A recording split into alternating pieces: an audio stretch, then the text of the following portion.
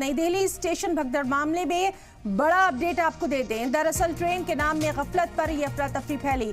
सूत्रों के हवाले से ये खबर आपको दे रहे हैं कि ट्रेन के नाम में गफलत पर यह अफरा तफरी फैली। 14 नंबर स्टेशन पर खड़ी थी प्रयागराज ट्रेन के तभी स्पेशल ट्रेन के नाम का अनाउंसमेंट किया गया।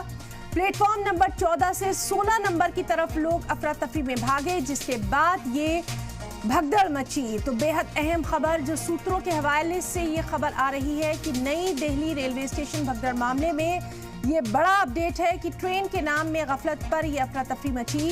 14 नंबर प्लेटफॉर्म पर खड़ी थी प्रयागराज ट्रेन, तभी स्पेशल ट्रेन का अनाउंसमेंट हुआ।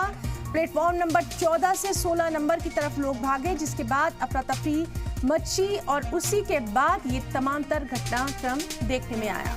तो इस वक्त की बेहद अहम खबर नई दिल्ली रेलवे स्टेशन भगदड़ मामले में ये बड़ा अपडेट है जो जराये के हवाले से सूत्रों के हवाले से बड़ी खबर है कि ट्रेन के नाम से गफलत में अफरा तफरी फैली। 14 नंबर प्लेटफॉर्म पर प्रयागराज ट्रेन और 16 नंबर प्लेटफॉर्म के नामों में गफलत की वजह से ये तमाम अफरा तफरी फैली।